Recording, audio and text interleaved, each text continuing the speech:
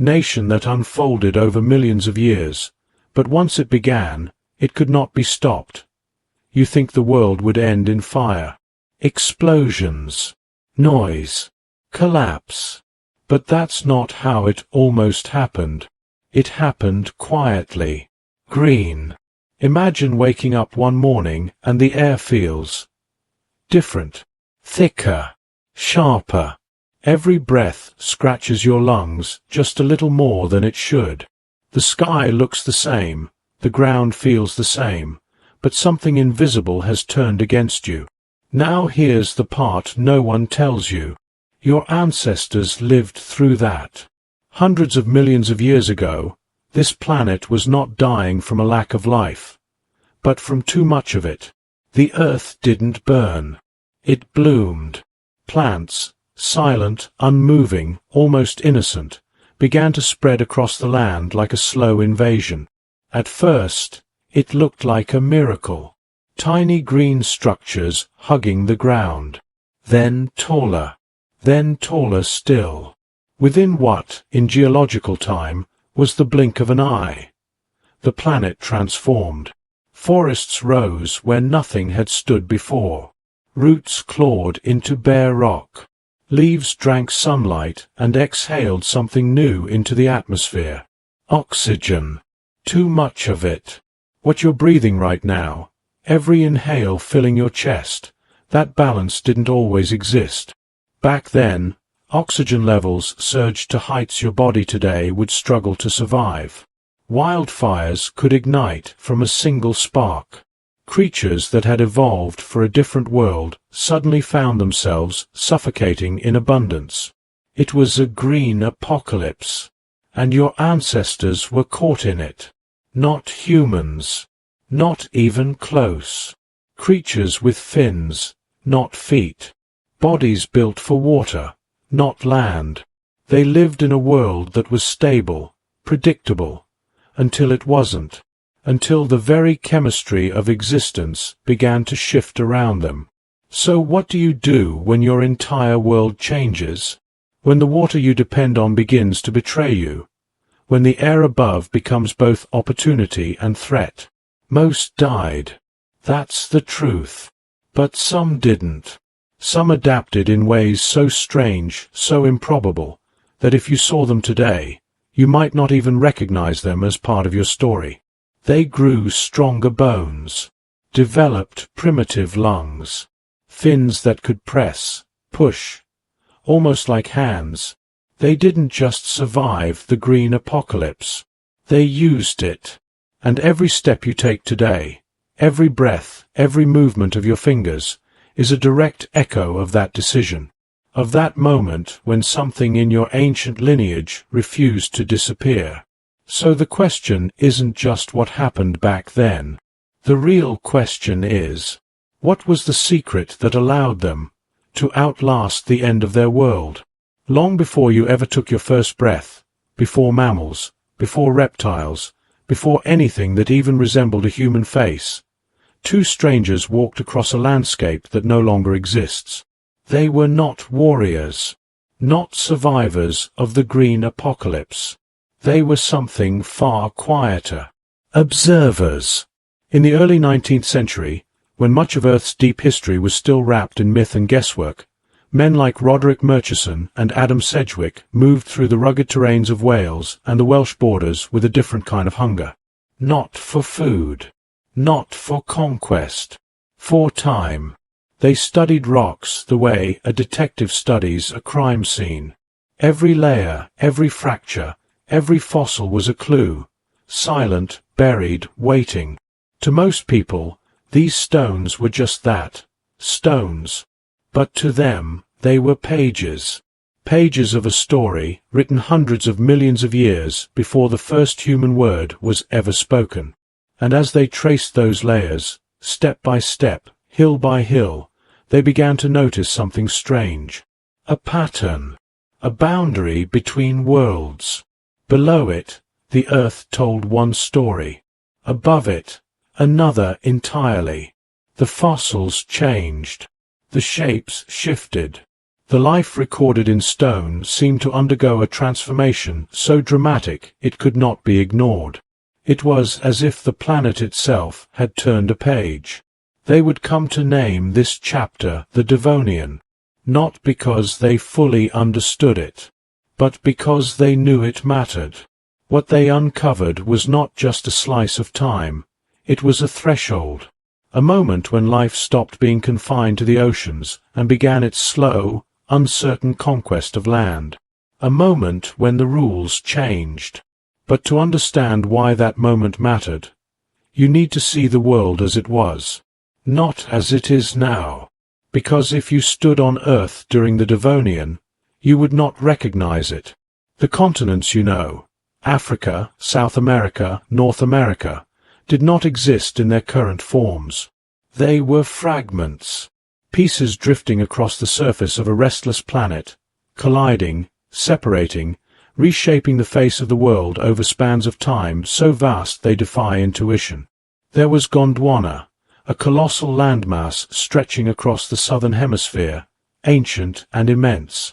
To the north, smaller continents hovered, scattered like broken shards, slowly converging.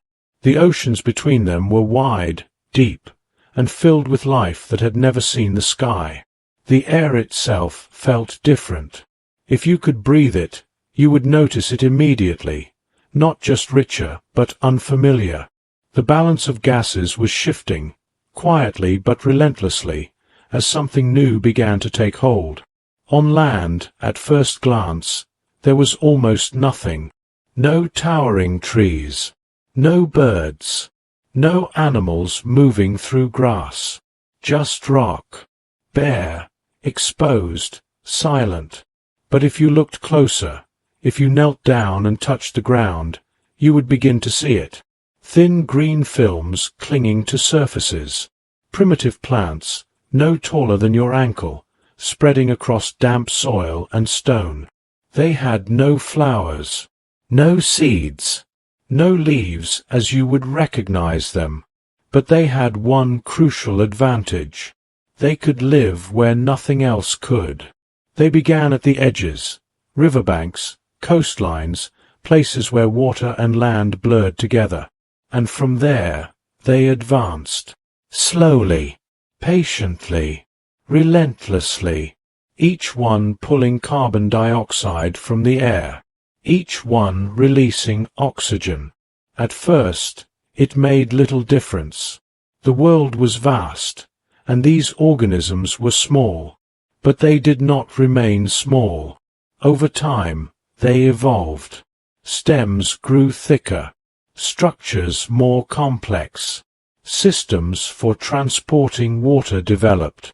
Roots began to anchor into the ground, not just resting on the surface, but penetrating it, breaking apart rock, creating soil where none had existed before. The land was no longer inert. It was becoming alive. And with that change came consequences. The atmosphere began to shift in ways that would ripple across every corner of the planet. Oxygen levels climbed. Carbon dioxide fell.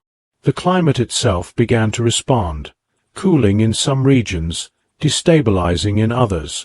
What looked like growth was also disruption. In the oceans, life had long been established. Creatures of every shape and size moved through the water, some small and delicate, others massive and armored. Among them were the dominant predators of the age, fish encased in bone, with jaws powerful enough to crush, shear, and dominate anything in their path. They ruled that world. But even they were not immune to what was happening above, because the green invasion on land did not stay on land. Rain fell. Rivers carried nutrients, new nutrients, into the seas. Sediments shifted. Oxygen levels in shallow waters fluctuated. Entire ecosystems were forced to adapt to a changing chemical balance. Some thrived. Others collapsed. This was not a sudden catastrophe, not an explosion or a single moment of destruction. It was slower, more insidious. a transfer, and somewhere within that shifting world, your ancestors existed. They were not remarkable at first glance. Lobe-finned fish, moving through shallow waters, their bodies built for a life that had always depended on a stable, oxygen-balanced environment. But stability was disappearing. In certain regions, water levels fluctuated. Pools dried out. Oxygen became scarce in places where it had once been abundant. Survival began to depend not just on strength or speed, but on flexibility, on the ability to endure something new. Some of these fish possessed a strange adaptation, structures that allowed them to gulp air, primitive lungs. At first, it was a backup system, a way to survive in oxygen-poor water. But as conditions changed, that ability became more valuable, more necessary. Their fins, too, held a secret. Unlike the thin, ray-like fins of other fish, theirs were muscular, supported by bones that extended outward, forming structures that, under the right pressure, could bear weight. Not efficiently, not elegantly, but enough. Enough to push against mud. Enough to shift their bodies in shallow water. Enough to do something no creature before them had done in a meaningful way. Interact with the land. At the time, it was not a grand conquest, not a deliberate migration. It was survival, a response to a world that was changing faster than evolution typically allowed. A series of small, incremental adjustments that, over generations, would accumulate into something extraordinary. Because every time one of these creatures pushed itself forward, every time it lifted its body slightly, moved through a space others could not, it was testing a boundary. The boundary between water and air, between what had always been and what could be. Meanwhile, above them, the land continued its transformation. Plants grew taller and taller. What had once been ankle-high growths began to rise meters into the air. Early forests emerged, dense, strange, unlike anything you would recognize today. Their trunks were thin, their structures alien, but their impact was undeniable. They changed the planet. Roots stabilized soil, altering erosion patterns. Vast amounts of carbon were locked away, buried beneath layers of sediment. The atmosphere continued to evolve, pushed further and further from its ancient balance. This was no longer just growth. It was a revolution, a green revolution that reshaped the Earth from the ground up.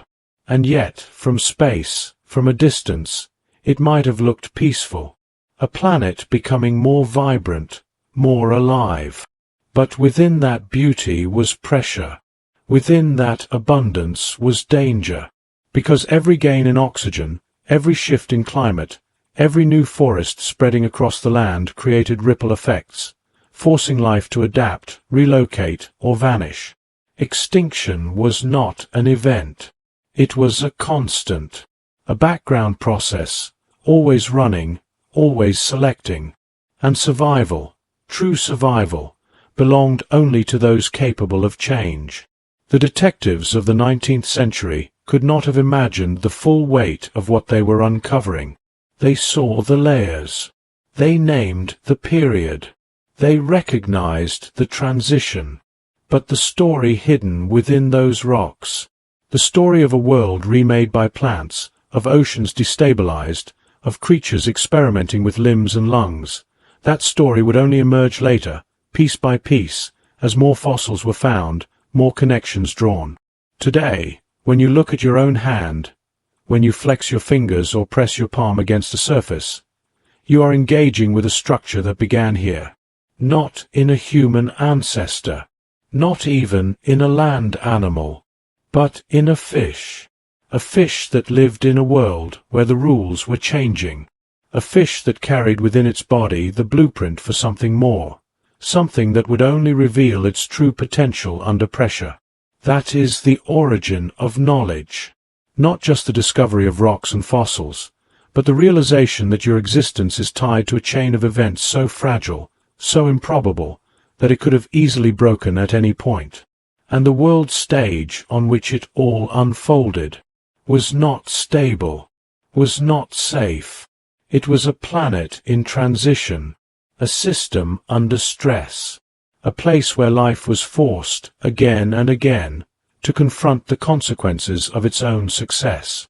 The green apocalypse was not a single moment. It was a process. And this was where it truly began. The air you are breathing right now feels effortless. You don't think about it. You don't measure it. You don't question whether the next inhale will come easily or burn your lungs from the inside. It just works. But that comfort, that balance, is an illusion built on a system so delicate that, in the distant past, it broke. Completely. Because long before forests became something familiar, before shade, before rustling leaves, before the quiet comfort of green landscapes, the Earth built something far more dangerous. A bioengine. Not designed, not planned, but no less powerful. The first true forests did not simply exist. They functioned. Every root, every stem, every primitive leaf acted as part of a planetary machine. A system that reached into the atmosphere, pulled gases from the sky, and rewrote the chemistry of the world. And it did this without intention, without awareness. Silently. At the heart of this engine was a simple process. Photosynthesis. The act of capturing sunlight and using it to convert carbon dioxide into energy, releasing oxygen as a byproduct. Today, it is the foundation of life as you know it. But in the Devonian, it became something else. An amplifier. At first, the changes were small, local, almost insignificant against the vastness of the oceans and the atmosphere. But as plants spread, as they grew taller, denser, more efficient, the scale increased. What had once been patches became networks. What had once been growth became dominance. And the atmosphere began to respond. Carbon dioxide levels dropped as plants locked it away in their tissues and, eventually, beneath the soil. Oxygen levels rose, not gradually, but in surges that pushed the limits of what existing life was adapted to handle. To you, oxygen is life. To many organisms of that time, it became a problem, because too much oxygen changes everything. It makes fires burn hotter, faster, more violently. A single lightning strike could ignite landscapes in ways that were previously impossible. Wildfires, once rare or non-existent, became a new force on the planet, cleansing, destructive, uncontrollable. But the danger wasn't just external. It was internal. Oxygen is reactive. In high concentrations, it damages cells, disrupts biological processes, and places stress on systems that evolved under entirely different conditions. Creatures that had thrived in low-oxygen environments suddenly found themselves overwhelmed, not by scarcity, but by excess. It was suffocation in reverse. And it spread everywhere. The oceans, once stable and predictable, began to feel the effects of this atmospheric shift. Increased oxygen levels at the surface created imbalances deeper down. In some regions, oxygen penetrated layers that had long been deprived of it, altering ecosystems that had remained unchanged for millions of years. In others, the opposite occurred. Nutrient runoff from the expanding forests, washed into rivers and carried to the sea, fueled explosive growth of algae. When these organisms died and decomposed, they consumed oxygen in massive quantities, creating zones where life could no longer survive. Dead zones. Invisible deserts beneath the water's surface. So while the land flourished, parts of the ocean began to die. This was the paradox of the bioengine. creation and destruction, intertwined. The more successful the plants became, the more unstable the planet grew. And within that instability, entire kingdoms rose and fell. In the shallow seas of the Devonian, life had reached a level of complexity and dominance that had never been seen before. Coral reefs, vast, intricate structures, stretched across large portions of the ocean floor. Built by organisms working in silent cooperation, these reefs formed ecosystems teeming with life. They were cities, alive, vibrant, interconnected. Fish moved through them in endless variety, some small and agile, others heavily armored, built like living fortresses. Among these were the rulers of the time, placoderms, armored fish, their bodies encased in thick, bony plates, their jaws capable of delivering crushing force. They did not rely on teeth in the way modern predators do. Instead, their jaws formed sharp, self-renewing edges, blades that could slice through flesh and bone with terrifying efficiency. They were not experiments. They were perfection for their time. At the top of this hierarchy stood creatures like Dunkleosteus, a predator so powerful that its bite could rival that of much larger animals that would not evolve for hundreds of millions of years. It moved through the water with purpose, its presence alone enough to reshape the behavior of everything around it. This was its kingdom, a world where it had no equal, where evolution had carved out a niche so dominant that it seemed untouchable. But the bioengine did not care about dominance. It did not recognize kings. As the forests above continued their expansion, the oceans below grew more unpredictable. Oxygen levels fluctuated. Temperatures shifted. Nutrient cycles destabilized. The delicate balance that had allowed these ecosystems to thrive began to break down. At first, the changes were subtle. A reef here, struggling. A species there, declining. But over time, the effects compounded. Mass die-offs began to occur, not as a single, dramatic event, but as waves. Repeated disruptions that prevented recovery, each one pushing ecosystems closer to collapse. The reefs, the very foundations of these underwater cities, began to disappear. Without them, countless species lost their homes, their hunting grounds, their protection. The structure of the kingdom itself was unraveling, and the rulers could do nothing to stop it. Dunkleosteus, for all its power, could not adapt fast enough to a world where the rules were changing at a chemical level. Its strength, its armor, its dominance, none of it mattered when the environment that supported it began to vanish. This is the hidden truth of extinction. It is rarely about weakness. More often, it is about specialization. The more perfectly a creature fits its world, the more vulnerable it becomes when that world changes. And the Devonian world was changing faster than many could follow. As reefs collapsed and oxygen levels fluctuated, entire lineages began to disappear. Not just the giants, but the small, the numerous, the seemingly insignificant. The web of life, once tightly woven, began to fray. This was the doom of a kingdom. Not through invasion, not through a single catastrophe, but through transformation. A slow dismantling driven by forces that no creature could see or understand. Yet even as this collapse unfolded, something else was happening.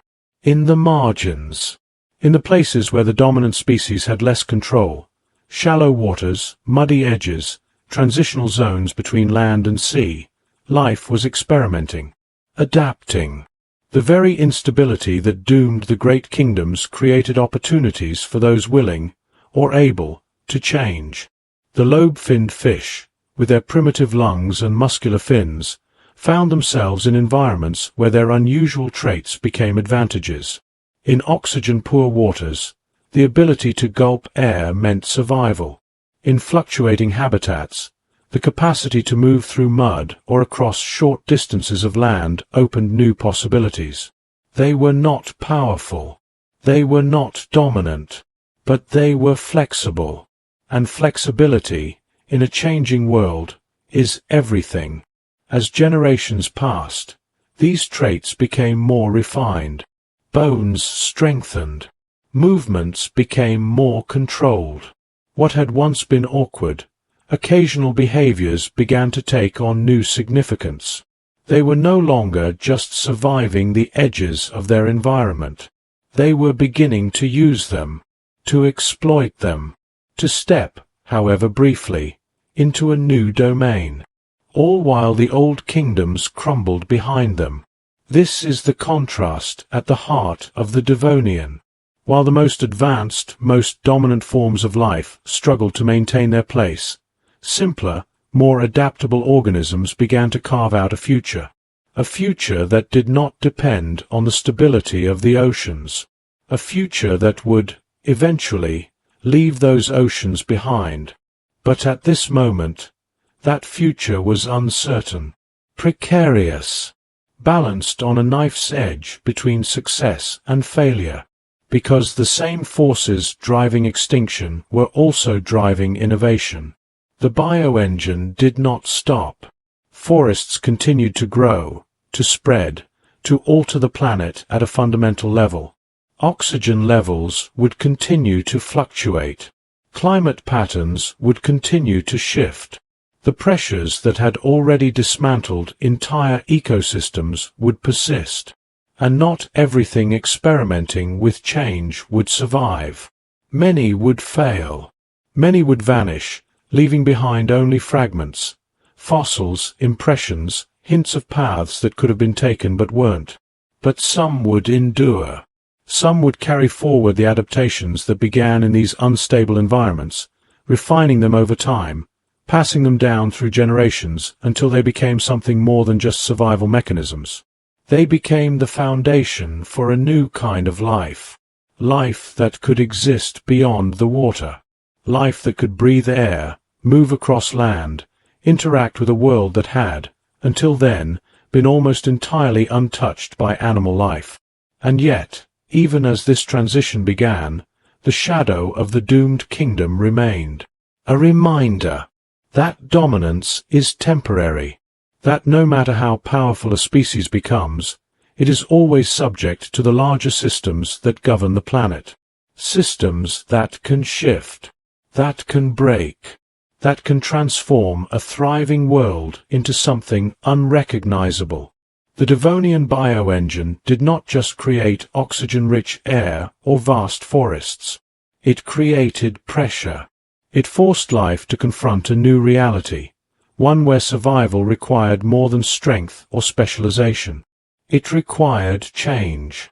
And in that requirement, in that relentless demand for adaptation, lay the secret that would shape everything that came after, including you.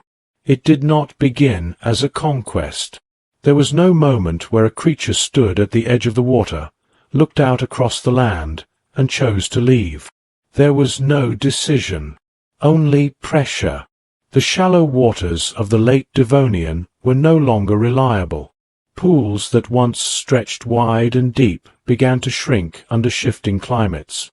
Oxygen levels fluctuated unpredictably. What had once been a stable, breathable environment could, without warning, turn into a suffocating trap. Imagine being trapped in a room where the air slowly thins, where every breath becomes harder than the last, where staying still means dying. That was the reality. And for some, there was only one direction left to go: up. At the edges of these dying waters, the world was thick with mud. Dense, wet, unstable.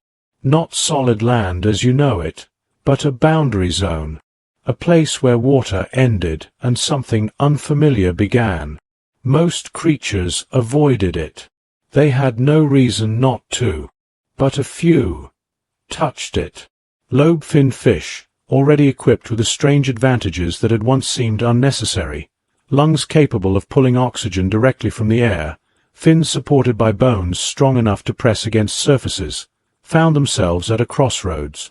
When the water failed them, they did something no dominant species had needed to do. They experimented, not in a conscious way, but in the only way evolution allows, through action. A push, a shift, a moment where a fin pressed into mud and held, just long enough to move the body forward. It was inefficient, clumsy, exhausting, but it worked. And in a world where the alternative was death, working was enough.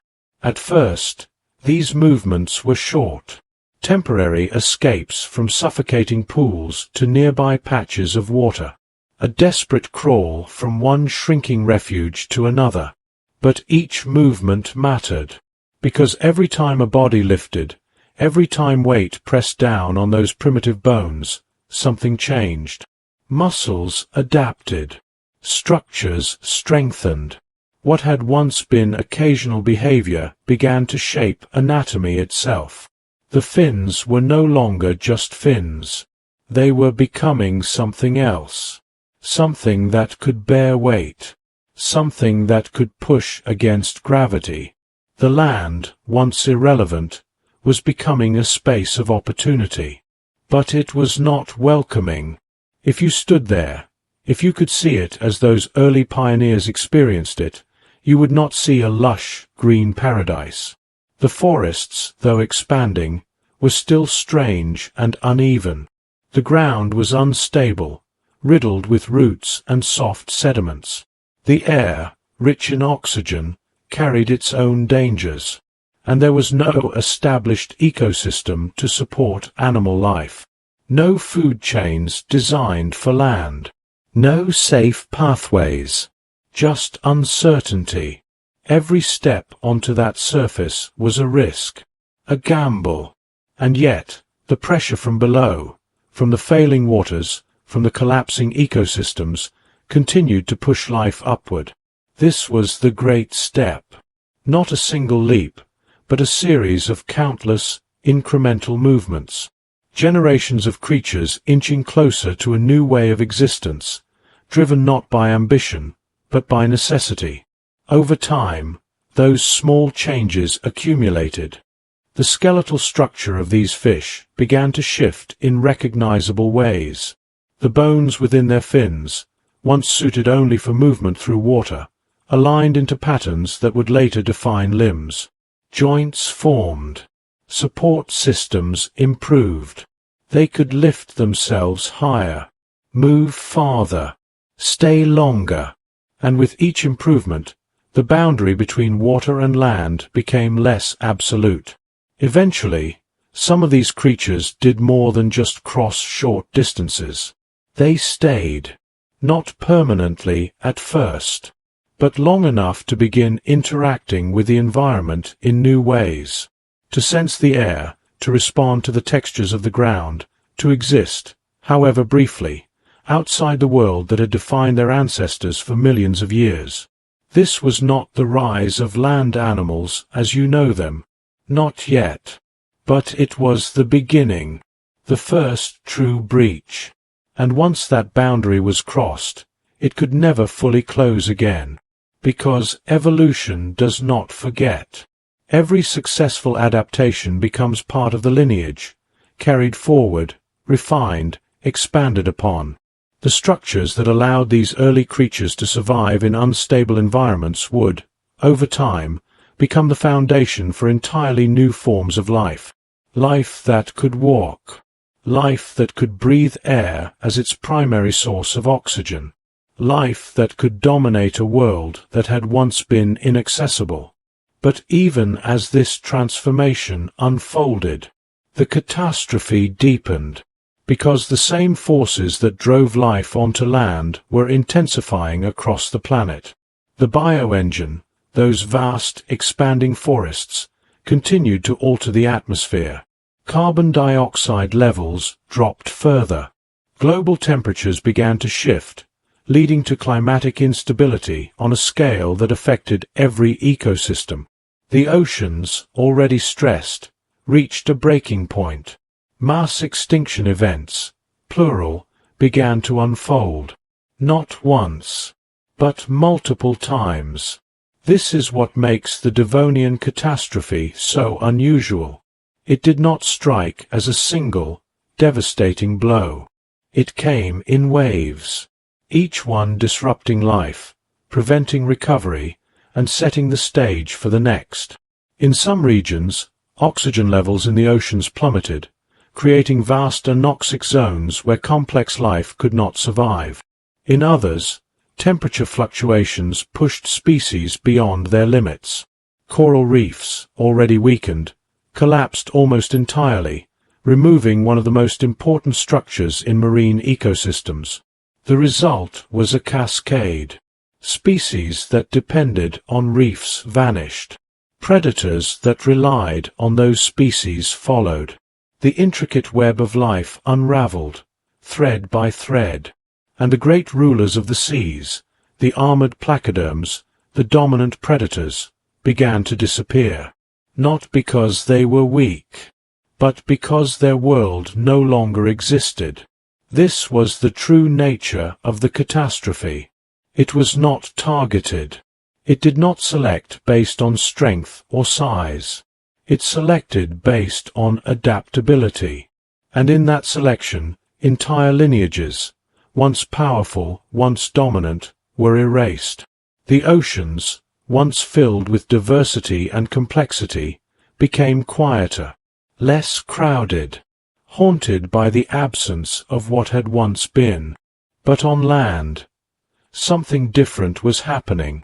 The early pioneers, the creatures taking those first steps, were not yet dominant. They were not numerous. They existed on the margins, in environments that were themselves unstable and often harsh. But they had one critical advantage. They were already adapted to change. They had evolved in fluctuating conditions. They had survived in environments where oxygen levels varied, where water availability was uncertain, where movement between different states, water and land, was necessary. The catastrophe that devastated the oceans was simply another pressure, another challenge to navigate. And so, while the old kingdoms collapsed, these early land explorers continued their slow progression. Their bodies became more suited to life outside water. Lungs became more efficient, limbs stronger. Sensory systems adapted to a new medium, air instead of water. They were no longer just visitors. They were becoming residents. This transition was not smooth. Not every attempt succeeded. Many of these early forms would disappear, leaving behind only fragments of their existence. The path from water to land was not a straight line. It was a branching network of experiments, most of which failed. But failure is part of the process. Every unsuccessful adaptation narrows the possibilities, guiding evolution toward solutions that work. And eventually, some did. Some lineages stabilized. They developed the ability to reproduce in ways that did not rely entirely on water. They established footholds on land, expanding into niches that had never been occupied before. The silent forests, once dominated only by plants, began to host animal life. Small at first, tentative, but present. And once animals established themselves on land, a new chapter of evolution began, one that would eventually lead to reptiles, mammals, birds, and you. But all of that depended on survival, on making it through the catastrophe. Because the Devonian extinction events did not just reshape the oceans, they redefined the trajectory of life on Earth. They removed the dominant players, cleared ecological space, and allowed new forms of life to emerge and expand. Without that collapse, the world you know might not exist. The Great Step and the catastrophe were not separate events. They were connected. Two sides of the same process. One driving life out of the water, the other ensuring that those who remained would face an increasingly unstable world. Together, they created the conditions for something entirely new, a shift so profound that it would echo through hundreds of millions of years, shaping the course of evolution in ways that are still visible today. Every time you stand upright, every time you walk, run, or simply place your foot on the ground, you are continuing that step, a step that began not with confidence or intention, but with desperation, a step taken in a world that was collapsing, a step that, against all odds, led to survival. If you trace your body backward, not just in years or centuries or even thousands of generations, but all the way back, past the rise of civilizations, past the first mammals, past the age of reptiles, beyond the forests you recognize, beyond even the first true steps onto land, you arrive here, in a world that should have erased you, because the story you've just followed, the slow invasion of land by plants, the collapse of oceans, the suffocation of entire ecosystems, the desperate movements of creatures at the edge of extinction, was not guaranteed to end in survival. It almost didn't. Most of life at that time disappeared. Not dramatically, not all at once, but steadily, quietly, layer by layer, species by species, until entire branches of the evolutionary tree were cut away. The oceans, once ruled by armored giants, lost their kings. Coral cities vanished.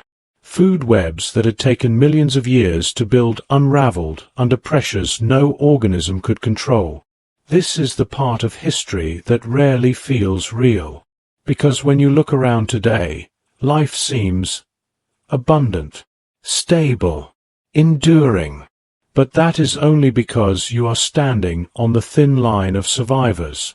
Every breath you take is filtered through a chain of events where failure was the most common outcome, and success was rare. The legacy of the Devonian is not just that life moved onto land. It's that it survived doing so, against a backdrop of instability that should have ended the experiment before it truly began.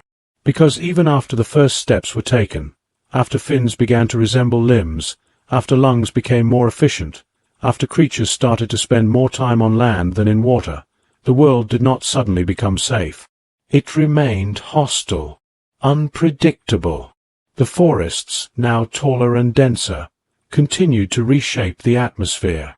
Oxygen levels fluctuated, sometimes reaching extremes that would be dangerous even to modern life. Fires could ignite with terrifying ease, sweeping through landscapes that had only recently come into existence.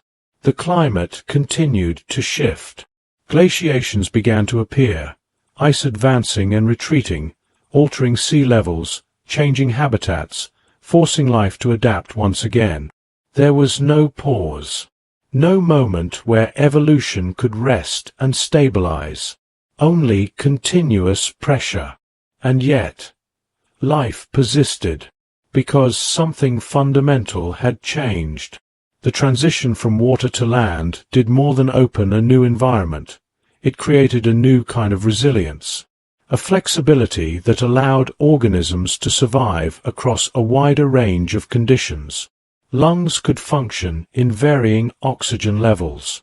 Limbs could navigate complex terrains.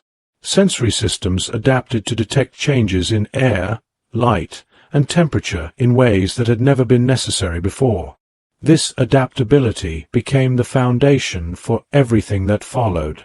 Reptiles would emerge, carrying forward the legacy of those early pioneers.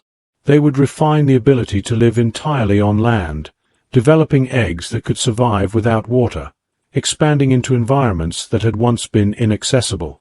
Then mammals, small at first, hidden, surviving in the shadows of larger, more dominant creatures, but carrying within them the same ancient blueprint, the same structural patterns that began in those lobe-finned fish, reshaped over millions of years into something new. And eventually, your spine, your limbs, The way your joints bend, the way your fingers grasp, the way your lungs expand and contract, all of it traces back to those moments of pressure and adaptation, to the decisions made not by conscious thought, but by survival itself. This is the legacy, not a single event, but a chain, a sequence of transformations where each link depended on the one before it, and where any break in that chain could have led to a completely different outcome. Imagine, for a moment, that those early fish had not possessed primitive lungs, that their fins had not contained the structural beginnings of limbs, that the environmental pressures had been just slightly different, enough to push them toward extinction rather than adaptation. In that version of history, you are not here, not in this form, perhaps not at all, because evolution does not have a goal. It does not work toward a predetermined outcome. It explores. It experiments. And most of those experiments fail. The Devonian was one of the most critical testing grounds in the history of life, a period where the conditions were harsh enough to force change, but not so extreme as to end everything completely. A narrow window, a balance between destruction and opportunity. And within that window, your ancestors found a way through. But the legacy is not just biological. It is philosophical. Because when you understand this story, when you truly follow it from beginning to end, you begin to see survival differently. Not as strength, not as dominance, but as adaptability. The creatures that ruled the Devonian seas were powerful, armored, efficient, perfectly suited to their environment, and they disappeared. The creatures that survived were not the strongest. They were the ones capable of change, the ones that could operate in unstable conditions, the ones that could move between worlds, water and land, scarcity and abundance, stability and chaos. That is the real survival secret. Not resisting change, but using it. And that principle extends far beyond the Devonian. It is visible throughout the history of life. In every extinction event, in every major transition, the same pattern repeats. Environments shift, dominant species struggle, adaptable ones find new paths. It is a cycle, one that continues even now. Because the Earth has never stopped changing. The atmosphere continues to evolve. The climate continues to shift. Ecosystems rise and fall, often faster than the species within them can adapt. And yet, life persists, always testing, always adjusting, always searching for a way forward. You are part of that process, not separate from it. Not immune to it. Every system within your body, the way you process oxygen, the way your muscles move, the way your senses interpret the world, is the result of millions of years of adaptation to changing conditions. You are not the end of the story. You are a moment within it. A continuation of a process that began long before your species existed, and that will continue long after. So when you think about survival, when you imagine what it means to endure, you are not just imagining something abstract. You are recalling a history written into your biology, a history that began in a world where the air itself became dangerous, where the oceans could no longer be trusted, where stepping into the unknown was the only path forward. That step is still happening. Every time life faces a new challenge, every time conditions change, every time something must adapt or disappear, the Devonian is not just a distant chapter. It is a pattern, a reminder, a quiet echo that runs through everything that came after. And now, that world is gone. The forests that once reshaped the atmosphere have long since changed, evolved into forms more familiar to you. The oceans have recovered, filled again with life, though never quite the same as before. The creatures that dominated that time exist only as fossils, impressions in stone, fragments of a story that had to end for another to begin. The green apocalypse has passed, but its effects remain. In the air you breathe, in the ground beneath your feet, in the structure of your own body. It is easy to forget, easy to look at the world as it is now and assume it has always been this way. Stable, balanced, predictable. But beneath that surface, there is a deeper truth. The earth is not static. It never has been. And the forces that shaped the Devonian, those slow, powerful changes that transformed the planet, are still present, still operating, still capable of altering the course of life. Perhaps not in the same way, perhaps not on the same timescale, but the principle remains. Change is constant, and survival belongs to those who can move with it. So as this story fades, as the ancient forests dissolve back into silence, as the oceans of that time settle into stillness, as the last echoes of armored giants disappear into darkness, there is one final thing to understand. You are here because something, long ago, refused to stay where it was, refused to accept a world that was collapsing, refused to stop at the boundary between water and land. It moved, slowly, imperfectly, but forward, and that movement, those first uncertain steps, set in motion everything that followed. The Devonian is quiet now. Its storms have passed. Its catastrophes have ended. What remains is memory, written in stone, carried in your bones. And as the story closes, as the ancient world drifts further away, becoming less a place and more a feeling, something distant, something almost dreamlike, there is a kind of stillness, a sense that, despite everything, the chaos, the extinction, the transformation, something endured, something made it through, and that something is you. The Devonian is asleep, and so, perhaps, are you. Good night.